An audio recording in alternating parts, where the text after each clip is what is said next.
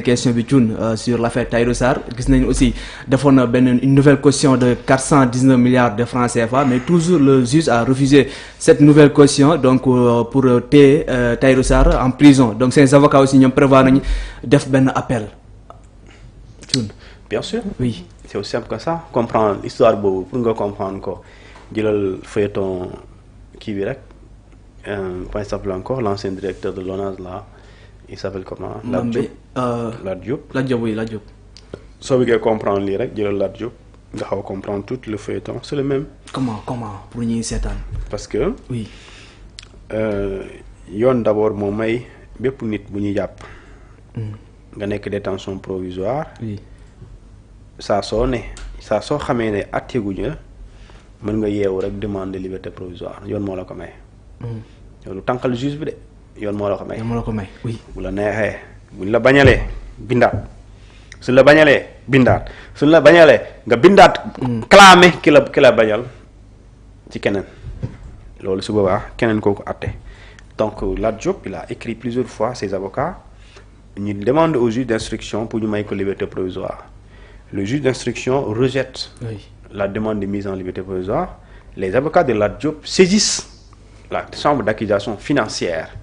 D'accord? Et cette chambre d'accusation financière ne le juge d'instruction du parquet financier ne ko yow da ngaa bañal waa ji liberté provisoire waaye man nii jàpp naa ne da nga ko war a nangul may naa ko mais xam nga yoon dafa am yoon charme yoon mooy kii day décider lii kii décider lee kii bañ keneen atte léegi le juge d'instruction a été désavoué par le juge de la chambre d'accusation financière. Oui. La chambre d'accusation financière, le procureur général, le procureur de la République, du parquet de la République s'oppose à cette décision de la chambre d'accusation. Et dans ce cas, li yoon wax mooy su chambre d'accusation génnee décision procureur bu opposé aussi cette décision elle est suspensive.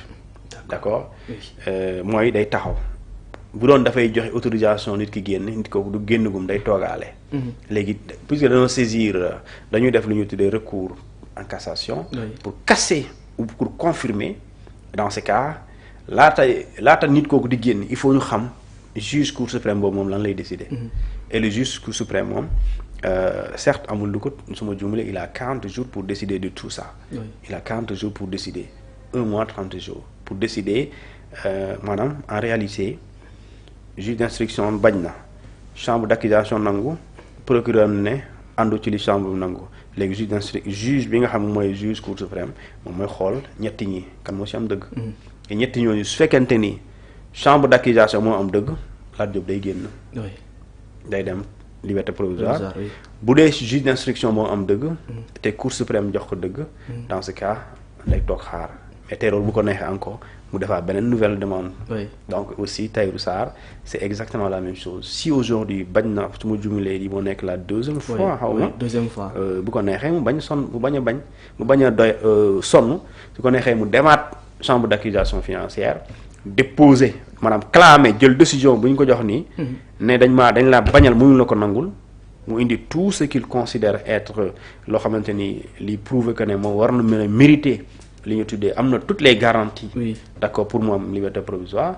Dans ce cas mën na jël assemblée loolu yóbbu ko ci chambre d'accusation financière kooku atte su atte na aussi waaw Tahirou Sarr da ngeen ko war a jox liberté provisoire. Oui. Procureur aussi mën na opposer. S'il s'oppose aussi mbir mi day atterrir aussi. Cour suprême. Oui. moo tax dans tous les cas c'est comme ça. léegi nag juge bi joxewaat liberté provisoire c'est lui qui apprécie. moom mooy apprécier te li muy apprécier il y a plusieurs faits. yi mu mën a évoquer pour apprécier xaalis kese doyul par exemple. xaalis kese doyul. déedéet Oui. tey nit mën na la jox xaalis mais bu la ko joxee amoo garantie ndax day rëcc. waaw léegi dans ce cas du xaalis moo tax nga koy téye nit mën na la am nit mën na bañ a yore xaalis sax nga am mu am liberté provisoire nga jox ko. du xaalis moo tax parce que am na garantie de représentation mooy bàyyi nga ko mais boo ko soxlaa non seulement du daw mais boo ko soxlaa tey suba mu ñëw. kooku am nga garantie du daw. mais s'il y a des risques de fuite par exemple. mu échapper à la justice mën nga sukkandiku ci loolu doo ko jox. tey nit mën nañ ko bañ a liberté provisoire pour des raisons de sécurité par exemple. bu la leeree ne suñ la bàyyee may liberté provisoire soo génnee gars yi rey la duñ la bàyyi duñ la bàyyi suñ la leeral suñ la may liberté provisoire boo génnee yow non seulement yow du gars yi ñoo lay rey mais yow yaay rey gars yi yow su boobaa duñ la bàyyi léegi bu la boo génnee aussi may liberté provisoire dëkk bu yëngu maanaam trouble à l'ordre public gars yi duñ la bàyyi su fekkee ne dañ la may liberté provisoire ba décision boobu contraire aux bonnes mœurs duñ la bàyyi léegi nag tout ça c'est des grilles yoo xamante ni juge bi mën na koo teg ci table bi pour nangul la wala bañal la. c'est clair donc pour ñëwee jeexal rek boo ma ko mënee may parce que daam le président wax aussi bëgg naa tamit ngeen ci leeral ci lu ndaw rek mooy les délais pour une médiation pénale est-ce que aussi médiation pénale am na délai ak ban instant ci procédure bi lañ mënut def li nga xam ne mooy médiation pénale. non médiation pénale xam nga dafa am avant ñu lay yóbbu ci kaso bi la. avant ñu yóbbu ci kaso. waaw d'accord ku xam médiation pénale moom bu jàllee mënul ne avant procureur di la jàllale la. waaw médiation pénale xam nga boo ko bëggee comprendre lan la diggante bureau procureur ak bureau commissaire. foofu la war a mën a am. waaw mais bu weesoo procureur boo jàllee ci kaso bi. mënul nekk foofu kay beneen la ñuy wax soo jàllee ci kaso bi ñu ngi wax ay affaire de caution. d'accord remboursement yooyu la ñuy wax mais médiation pénale mënoo ko wax. d'accord médiation pénale nag lu yoon prévoir la. article 32 du code de procédure pénale effectivement nii la ko wax ñu ne médiation pénale moom mun na am ci yoon. waaw dafa am dossier yu mën a amee. waaw ak nu muy amee parce que médiation pénale ñaar la. ñett la ñaar ñu jote ak kii seede. d'accord. ñu tuddee ko le médiateur pénal ñaar ñu jotee. mooy yow dañ lay topp kii moo la topp. oui. kii lii lay toppee yow la ñuy toppee lii xam nga ne yow yaa def. parce que médiation pénale bokkul ak caution de. caution oui. caution garantie waxoon na yow yaa def. d'accord da nga leen ma jox leen ma garantie jox naa leen garantie bàyyi leen ma dem solo ma soxlaa naa ñëw. médiation pénale yaa ngi reconnaître ne yow da nga ko def parce que da ngay mel ni koy da ngay bañ dugg kaso. lu gën a loolu lay gën a jege. bu dee yeneen réew dañuy tuddee plaider coupable. plaider coupable defoo ci kaso bi de. mais tu plaides coupable. xam nga ne yow les yeux dans les yeux yow yaa def nga ne waa léegi garaaw maa def 10 000 francs laa lañ yoreel. oui aw ma 10 000 francs de 9 000 daal yor naa ko. nga ne gaañ bi nee na 9 000 la yor est-ce que nangu nga wóolu nga ñu waa léegi 100 francs yi léegi kañ nga ko fay ñu ne waa semaine prochaine naa ko fay léegi nga ne waa d'accord nga woo madame ne ko madame indi ma sama 9 000 yi les gars yi nga signé. ñu signé ñu engagé léegi semaine prochaine nga indi sa 500 francs. fay nga. mais mooy da lay éviter le kaso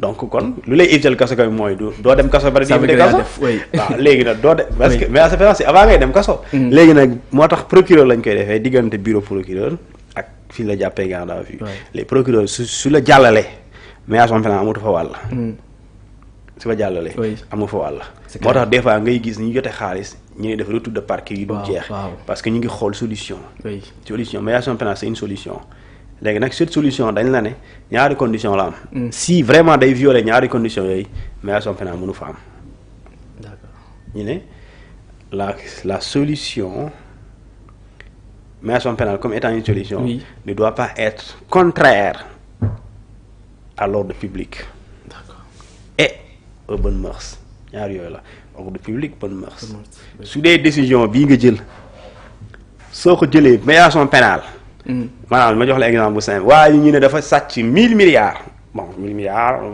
dafa bëri xam na waaye dafa jël 10 milliards ci réew mi ñëpp xam nañ ne dëgg la lii ñu xam ko moom mu xam ko nga may ko nga def médiation pénale mu indi 9 milliards te boo ko mayee dëkk bi yëngu juge sañu ko procureur sañu ko def waaw parce que cette décision est contraire à l'ordre public parce que boo ko joxee dëkk bi day yëngu d'accord wala nga may nit ki def médiation pénale ci loo xamante ni dafa contraire aux bonnes mœurs dans ce cas procureur mënul def médiation pénale mënul nekk d'accord et donc aussi en matière de détournement de deniers publics la médiation pénale tantôt nit yi dañuy am appréciation bi naan mën na nekk wala mënul ne mais xam naa matière de détournement de deniers publics le mandat de dépôt il est systématique donc si le mandat de dépôt est systématique est-ce que médiation pénale mën nañu ko évoquer comme solution pour faire échapper à la personne à la prison sachant que le mandat de dépôt il est obligatoire Et quand c'est obligatoire, on ne discute pas.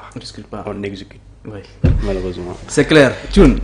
waxtaan bi neexoon na trop mais malheureusement temps bi jeex na di nuyu aussi Chérif Amadou Dia dina bàyyi nga nuyu ko rek nga tàgguwaale benn yoon. waaw Chérif Amadou Dia maa ngi koy nuyu di nuyu ñëpp ñi nga xamante ni ñoo nekkoon ci chat bi. di nuyu aussi Fallou.